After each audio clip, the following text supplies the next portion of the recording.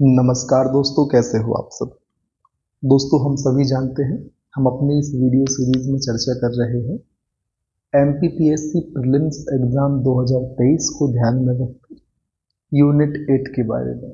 Source हमारा क्या है? हमारा सोर्स है परीक्षा धाम पब्लिकेशन की करंट अफेयर एवं खेल नामक शीर्षक की पुस्तक, जो स्पेशली डिजाइन ही करी गई है एमपीपीएससी प्रीलिम्स एग्जाम की यूनिट 8 की आवश्यकता को ध्यान में रखकर। ठीक है, तो इस वीडियो से हमें क्या शुरू करना है? हमें शुरू करना है प्रमुख सैन्य अभ्यास, फिर चाहे वे नौसेना के हों, थल सेना के हों या वायुसेना के हों।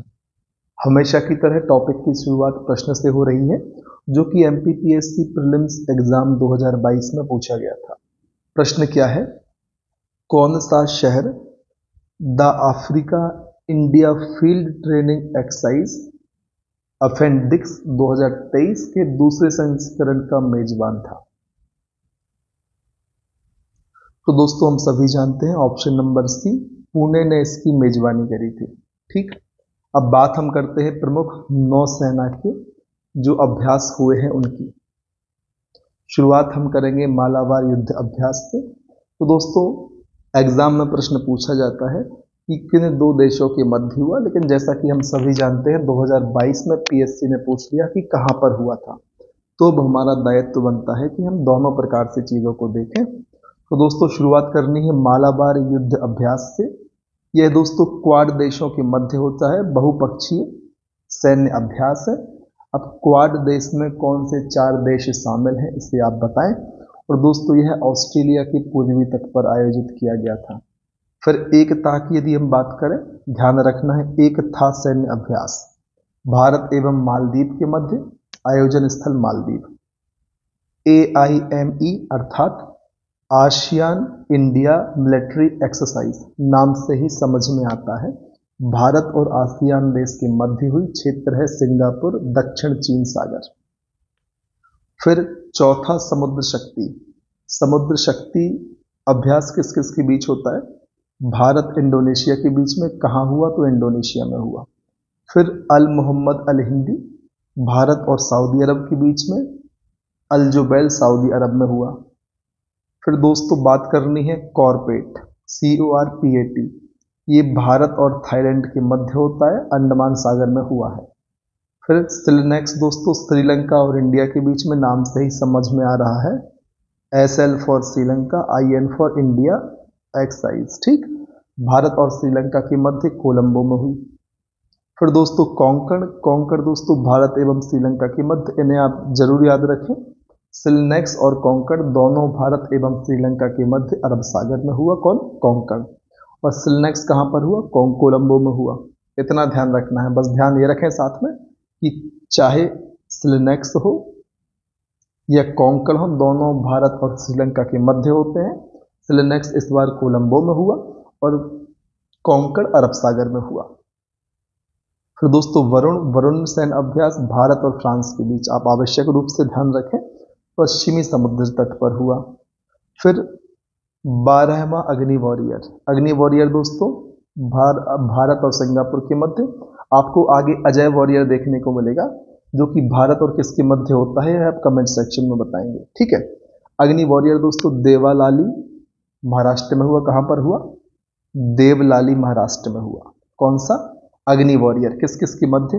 भारत और सिंगापुर के मध्य। फिर संगम अभ्यास दोस्तों भारत और अमेरिका के मध्य गोवा में हुआ।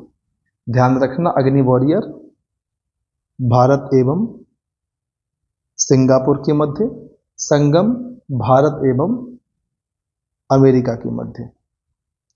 फिर बारी आती है दोस्तों एक्वेरिन की, भारत एवं मालदीव के मध्य, चौबटिया उत्तराखंड में हुआ।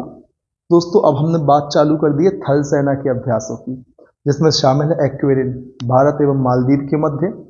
कहां पर? चौबटिया उत्तराखंड में हुआ। फिर नोमाडिक एलिफेंट भारत एवं मंगोलिया के मध्य, उलान बटोर मंगोलिया में हुआ। फिर दोस्तों सुदर्शन शक्ति भारतीय सेना के सप्त शक्ति कमान के मध्य, राजस्थान और पंजाब में हुआ। अजय वॉरियर दोस्तों भारत और ब्रिटेन के बीच हुआ, जो प्रश्न मैंने आपसे पूछा था। आपको अग्नि वॉरियर ध्यान रखना है, किस किस के मध्य होता है दोस्तों? यह भारत और सिंगापुर के मध्य होता है। अग्नि वॉरियर, अजय वॉरियर भारत और ब्रिटेन के मध्य।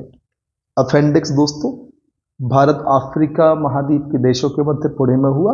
अजय वॉरियर दोस्तों इस बार ब्रिटेन में हुआ था। फिर अपेंडिक्स द्वितीय दोस्तों भारत अफ्रीका के मध्य पुणे महाराष्ट्र में हुआ। जो अपेंडिक्स हुआ वो कहां पर हुआ है?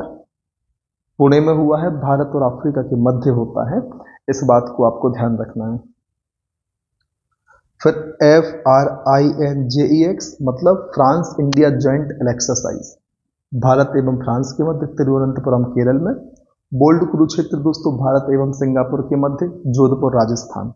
धर्म गार्जियन और वीर गार्जियन दोस्तों दोनों ही भारत एवं जापान के मध्य होती है। धर्म गार्जियन कहाँ हुई है? जापान में हुई है।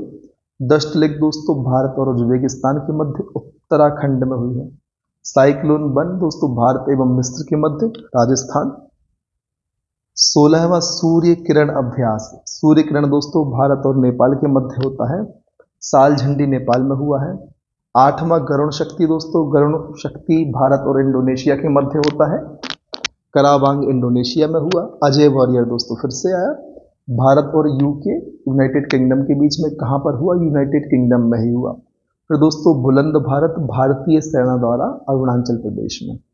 अब चर्चा करते हैं वायुसेना के जो सैन्य अभ्यास हुए उनकी। सबसे पहले कोबरा वॉरियर, बहुपक्षीय है, यूनाइटेड किंगडम में हुआ। हमने कोबरा वॉरियर की बात करी, अजय वॉरियर की बात करी, अग्नि वॉरियर की बात करी। आपको बताना है अग्नि वॉरियर किन दो देशों के मध्य होता है। फिर दोस्तों सैन्य मैत्री भारत एवं जापान के मध्य। कहाँ हुआ? जापान के कामोत्सु द्वीप में हुआ। वीर गार्जियन भी भारत और जापान। हमने देखा वीर गार्जियन, धर्म गार्जियन और सैन्य मैत्री ये भारत और जापान के हैं और ये सारे जापान में ही हुए हैं इस बार। फिर कोप इंडिया दोस्तों भारत और अमेरिका का है। संगम भी हमने देखा है आगे, ये भी भारत और अमेरिका के। कोप इंडिया जो है कलाई कुडा आगरा में हुआ है, आपको इतना ध्यान रखना है। फिर बात करते हैं दोस्तों प्रमुख ऑपरेशंस की। सबसे पहले आप बताएं तुर्की में भूकंप प्रभावितों की सहायता के लिए कौन सा मिशन ऑपरेशन दोस्त चलाया गया? यहां पर ही आपको आंसर दिखाई दे गया होगा। सबसे पहले बात करते हैं ऑपरेशन अजय। दोस्तों इजराइल और हमास युद्ध के दौरान 2023 में इजराइल में फंसे भारतीयों को वापस लाने के लिए इजराइल और हमास युद्ध के लिए चलाया गया था ऑपरेशन अजय। ऑपरेशन गंगा रूस यूक्रेन युद्ध में दोस्तों क्या हुआ? यूक्रेन में भारतीयों को वापस लाने के लिए चलाया था भारत सरकार ने ऑपरेशन गंगा। फिर ऑपरेशन कावेरी दोस्तों युद्धग्रस्त सूडान में फंसे भारतीयों को वापस लाने के लिए, सूडान के लिए कावेरी, ठीक। यूक्रेन रूस युद्ध में गंगा और इजराइल हमास युद्ध में अजय चलाया गया। ऑपरेशन दोस्तों भारत में तुर्की में भूकंप प्रभावितों की सहायता के लिए, याद रखें ऑपरेशन दोस्त भारत ने चलाया था तुर्की में जो भूकंप प्रभावित थे उनकी सहायता के लिए। फिर दोस्तों ऑपरेशन करुणा म्यांमार में चक्रवात से प्रभावित लोगों की मदद के लिए भारत सरकार ने चलाया। फिर ऑपरेशन देवी शक्ति तालिबान के कब्जे में अफगानिस्तान में फंसे भारतीयों के लिए। ध्यान रखें करुणा म्यांमार चक्रवात, देवी शक्ति तालिबान में फंसे, तालिबान के कब्जे में अफगानिस्तान में फंसे भारतीयों को वापस लाने के लिए, ठीक। फिर ऑपरेशन समुद्र सेतु कोविड के दौरान मालदीव में फंसे भारतीयों को वापस लाने के लिए नौसेना द्वारा चलाया गया समुद्र सेतु। फिर बारी आती है दोस्तों किसकी? ऑपरेशन वंदे भारत। इसमें कोविड-19 के दौरान विदेश में फंसे भारतीयों को वापस लाने के लिए विदेश मंत्रालय द्वारा। अब कोविड वाले दो हो गए, एक तो वंदे भारत हो गया जो विदेश में फंसे भारतीयों के लिए विदेश मंत्रालय ने चलाया था, और समुद्र सेतु हो गया दोस्तों जो नौसेना ने चलाया था मालदीव में फंसे भारतीयों को वापस लाने के लिए। फिर मिशन सागर दोस्तों कोविड के दौरान मालदीव, मेडागास्कर, सेशल्स को खाद्य सामग्री की आपूर्ति के लिए हमने चलाया था कौन सा? ऑपरेशन मिशन सागर। फिर दोस्तों ऑपरेशन त्रिनेत्र जम्मू कश्मीर में छिपे आतंकियों को ढेर करने हेतु भारतीय सेना के द्वारा चलाया गया ऑपरेशन त्रिनेत्र।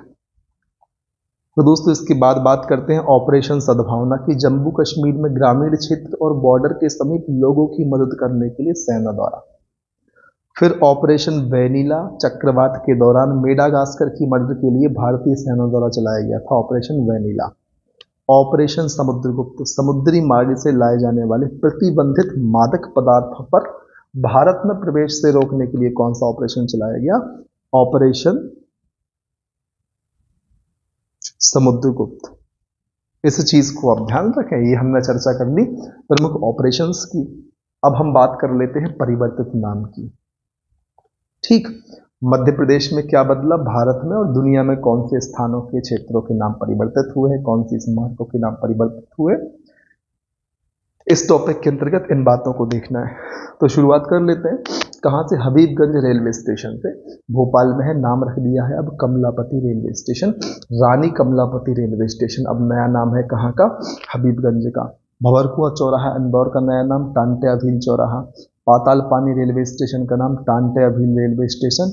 नसरुल्लागंज का नाम भेरुंदा हो गया है। MR10 बस स्टैंड इंदौर को अब टांटे अभील बस स्टैंड कहेंगे।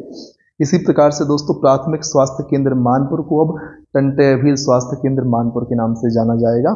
मिंटो हॉल को कुशाभाऊ ठाकरे हॉल, होशंगाबाद को नर्मदापुरम, महिला अपराध विशेष प्रकोष्ठ को महिला सुरक्षा शाखा, इस्लाम नगर को जगदीशपुर, छिंदवाड़ा विश्वविद्यालय को राजा शंकर शाह विश्वविद्यालय, महिला पॉलिटेक्निक कॉलेज को रानी फूल कुंवर पॉलिटेक्निक कॉलेज मंडला, मंडला के महिला पॉलिटेक्निक कॉलेज को रानी फूल कुंवर पॉलिटेक्निक कॉलेज के नाम से जाना जाएगा। फिर दोस्तों मंडला मेडिकल कॉलेज को Raja Hriday Shah medical college, residency area Indore को Bakhtawar Singh area Indore, Bairagarh railway station को अब संत हृदयराम रेलवे स्टेशन के नाम से जाना जाएगा।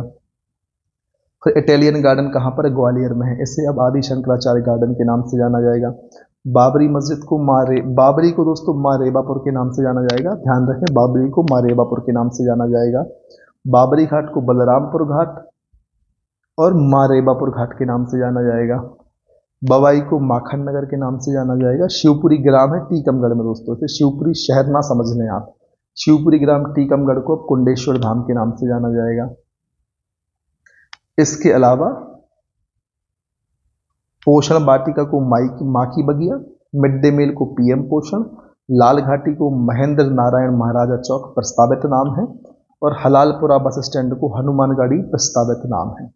इतना आपको ध्यान रखना है। इसके अलावा हम बात करते हैं विभिन्न विभागों के परिवर्तित नामों की। जैसे कि दोस्तों मध्य प्रदेश आध्यात्म विभाग का नाम अब मध्य प्रदेश धर्म न्यास एवं धर्मस्व विभाग किया गया। मध्य प्रदेश आध्यात्म विभाग का नाम अब बदल कर क्या किया है, मध्य प्रदेश धार्मिक न्याय एवं धर्मस्व विभाग। फिर आदिम जाति कल्याण विभाग को अब मध्य प्रदेश जनजातीय कार्य विभाग कहा जाएगा। सामाजिक न्याय निःशक्तजन कल्याण विभाग को अब सामाजिक न्याय और दिव्यांग जन सशक्तिकरण विभाग कहा जाएगा। घूमंतु और अर्ध घूमंतु जनजाति विभाग को अब विमुक्त घूमंतु और अर्ध घूमंतु विभाग कहा जाएगा। राज्य सामान्य निर्धन वर्ग कल्याण आयोग को मध्य प्रदेश राज्य सामान्य निर्धन वर्ग कल्याण आयोग कहा जाएगा। मध्य प्रदेश राज्य योजना आयोग को अब मध्य प्रदेश राज्य नीति आयोग, जहाज रानी मंत्रालय को पत्तन पोत परिवहन और जलमार्ग मंत्रालय कहा जाएगा। मानव संसाधन विकास मंत्रालय को शिक्षा मंत्रालय कहा जाएगा। इस प्रकार से हमने चर्चा करी मध्य प्रदेश में परिवर्तित नामों की। अब हम बात करते हैं भारत में चर्चित परिवर्तित नाम की। दोस्तों भारत में मुगल गार्डन को अब अमृत उद्यान कहा जाएगा। अहमदनगर को अब अहिल्याबाई नगर, उस्मानाबाद शहर महाराष्ट्र को Dharashiv, Churchgate railway station Mumbai को C D Deshmukh railway station, Aurangabad Maharashtra को संभाजी नगर, बिहार मखाना को मिथिला मखाना, चेनानी नासरी सुरंग जम्मू कश्मीर को Shyama Prasad Mukherjee tunnel, Mopa international airport Goa को मनोहर पर्रिकर इंटरनेशनल एयरपोर्ट, राजपथ को कर्तव्य पथ, नेहरू संग्रहालय को प्रधानमंत्री संग्रहालय। इसके अलावा माउंट हैरियट अंडमान निकोबार द्वीप समूह को mount Manipur, Jim Corbett tiger reserve को रामगंगा राष्ट्रीय उद्यान, फैजाबाद रेलवे स्टेशन को Ayodhya cantt junction, mid day meal योजना को PM पोषण योजना, लोकसभा एवं राज्यसभा टीवी को संसद टीवी, मियाँ का बाड़ा रेलवे स्टेशन जोधपुर को महेश नगर रेलवे स्टेशन, सहारनपुर विश्वविद्यालय को माँ शांक भरी विश्वविद्यालय। दोस्तों राजीव गांधी खेल रत्न पुरस्कार को मेजर ध्यानचंद खेल रत्न पुरस्कार कहा जाता है। इसकी स्थापना कमेंट सेक्शन में बताएं। फिर दोस्तों हिसार हवाई अड्डा को अब महाराजा अग्रसेन अंतर्राष्ट्रीय हवाई अड्डा कहा जाता है। अलीगढ़ को हरिगढ़, मोटेरा स्टेडियम को नरेंद्र मोदी स्टेडियम कहाँ पर स्थित है यह बताएं। तो दोस्तों नील द्वीप, हैवलॉक द्वीप और रास द्वीप, कंफ्यूज नहीं होना है दोस्तों। नील द्वीप को कहते हैं शहीद, हैवलॉक को स्वराज और रास को सुभाष। नील द्वीप का नाम बदल दिया गया है, शहीद द्वीप कर दिया, हैवलॉक का स्वराज द्वीप और रास द्वीप का सुभाष चंद्र बोस द्वीप। तीनों ही अंडमान निकोबार द्वीप समूह में स्थित है। फिर दोस्तों अयोध्या हवाई अड्डे का नाम कर दिया है मर्यादा पुरुषोत्तम श्री राम हवाई अड्डा। मोहाली अंतर्राष्ट्रीय हॉकी स्टेडियम को Balbir Singh senior international hockey stadium. Videsh Sanchar निगम लिमिटेड को टाटा कम्युनिकेशन लिमिटेड। हावड़ा कालका मेल ट्रेन को नेताजी एक्सप्रेस कर दिया है। चेन्नई सेंट्रल रेलवे स्टेशन को MG Ramachandran central railway station कर दिया गया। पर्यावरण भवन नई दिल्ली को अब कहेंगे पंडित दीनदयाल अंत्योदय भवन। इसके अलावा व्हीलर द्वीप उड़ीसा को एपीजे अब्दुल कलाम द्वीप। रोहतांग सुरंग हिमाचल प्रदेश को अटल सुरंग। प्रवासी भारतीय केंद्र को सुषमा स्वराज भवन। झांसी रेलवे स्टेशन को वीरांगना महारानी लक्ष्मीबाई रेलवे स्टेशन। बोगीबील पुल को अटल सेतु। कांडला बंदरगाह को दीनदयाल बंदरगाह। नया रायपुर को अटल नगर कहेंगे। साबरमती घाट को अटल घाट और बुंदेलखंड एक्सप्रेस वे को अटल पथ कहा जाएगा। इनको आपको ध्यान रखना है। अब बात करते हैं दोस्तों, दुनिया में भी तो नाम परिवर्तित हुए, विश्व में चर्चित परिवर्तित नाम। दोस्तों हैरिस पार्क सिडनी को लिटिल इंडिया पार्क कहा जाएगा। बहुत महत्वपूर्ण है दोस्तों ऑस्ट्रेलिया के परिप्रेक्ष्य में, क्योंकि यहाँ पर दोस्तों हैरिस पार्क सिडनी को लिटिल इंडिया पार्क कहते हैं। क्यों कहने लग गए? क्योंकि यहाँ पर भारतीयों की जनसंख्या ज्यादा है। अल मिनहाद संयुक्त अरब अमीरात को हिंद शहर कहते हैं। तुर्की देश को तुर्की कहते हैं। International association of athletics federation को अब वर्ल्ड एथलेटिक्स कहा जाता है। लिब्रा एसोसिएशन दोस्तों फेसबुक डिजिटल करेंसी को डायम कहते हैं। फेड कप टेनिस को बिली जीन किंग कप कहते हैं। नूर सुल्तान कजाकिस्तान की राजधानी है, इसे अस्ताना किया गया। दोस्तों 2019 में कजाकिस्तान की राजधानी अस्ताना का नाम बदलकर नूर सुल्तान किया था और 2022 में पुनः अस्ताना कर दिया गया। कजाकिस्तान वालों को नूर सुल्तान अच्छा नहीं लगा, उन्होंने कहा इससे अच्छा पहले था, तो वापस से अस्ताना कर दिया गया। अब दोस्तों योजना आयोग के बदलते नाम की यदि हम बात करें मध्य प्रदेश के परिप्रेक्ष्य में, तो गठन सबसे पहले ध्यान रखें 24 अक्टूबर 1972 को राज्य योजना बोर्ड का गठन। फिर 21 सितंबर 2007 को इसका नाम बदला। किसका नाम बदला? 24 अक्टूबर 1972 को गठित राज्य योजना बोर्ड का नाम 21 सितंबर 2007 को राज्य योजना आयोग कर दिया गया। फिर 10 फरवरी 2020 को मध्य प्रदेश राज्य नीति एवं योजना आयोग किया गया और अंततः अभी 28 अगस्त 2023 को मध्य प्रदेश राज्य नीति आयोग इसका नाम कर दिया गया। यदि हम बात करें मध्य प्रदेश नीति आयोग की वर्तमान संरचना की, तो दोस्तों इसमें मुख्यमंत्री मध्य प्रदेश शासन अध्यक्ष हैं, उपाध्यक्ष मध्य प्रदेश नीति आयोग, इसमें एक उपाध्यक्ष हैं।